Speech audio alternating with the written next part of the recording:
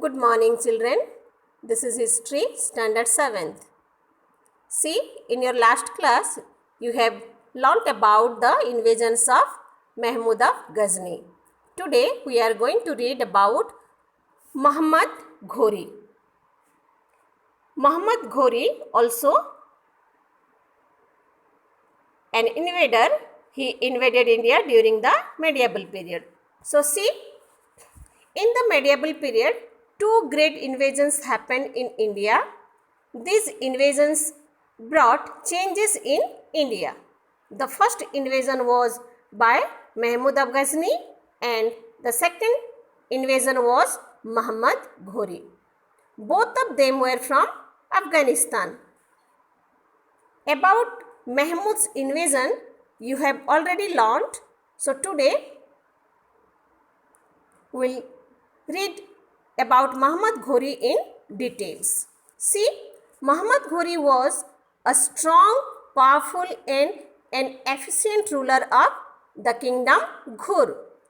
Ghur was a small kingdom in Afghanistan. The successors of Mahmud of Ghazni were very weak and inefficient.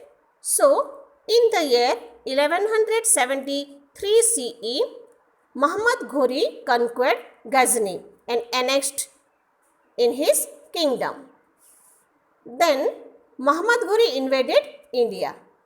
Ghori was interested to establish empire in India besides looting its wealth, and also he was not concerned with spreading Islam like Mahmud of Ghazni.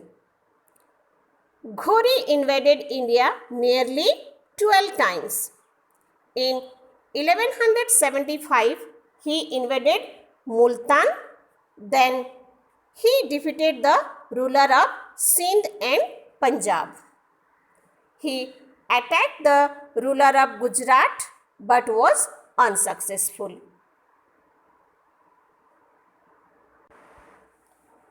Now we will see the invasions of Muhammad Ghori.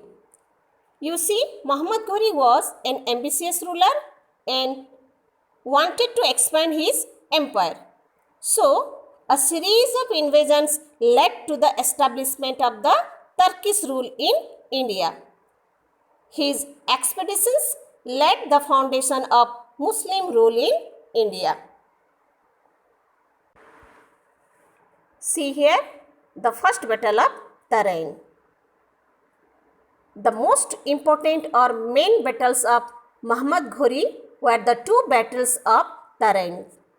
After this, he established the Muslim rule in India.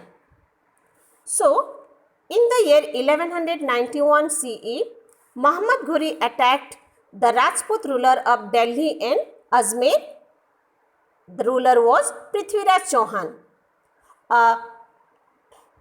First battle was fought between the two rulers at Tarain in 1191 CE. The Rajputs fought heroically against Muhammad Ghori and Ghori was defeated and just managed to save his life and flee back to Afghanistan. Then the second battle of Tarain. Ghori was defeated in the first battle of Tarain, but he was a man of firm determination.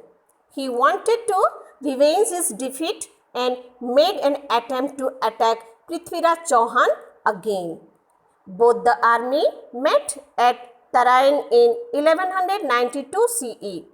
Prithviraj sought the help or took the help of all the Rajput rulers except Jaichand, the ruler of Kannauj.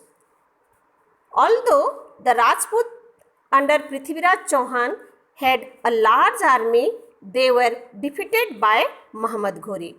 Prithviraj was captured and killed. After that, Ghori defeated Jaichand, the ruler of Kannauj, in the battle of Chandwar. The battle of Tarain and Chandwar marked the advent of the Muslim rule in India. After defeating Prithviraj Chauhan, Muhammad Ghori returned to Afghanistan, but he appointed Qutbuddin Aibak as the governor of the conquered territory of India. Aibak, in the absence of Muhammad Ghori, conquered Mathura, Gwalior, Bundelkhand and Malwa. It was the first step towards the consolidation of the Muslim empire in our country. Muhammad Ghori was murdered in the year 1206 CE, or he died in the year 1206 CE. After his death, a struggle for power broke out among his generals, and in this struggle Qutbuddin Aibak emerged victorious and became the Sultan. And since Turkish rulers were called Sultan and they made their capital at Delhi, so the kingdom came to be known as Delhi Sultanate. That's why we say this Muslim rule as Delhi Sultanate.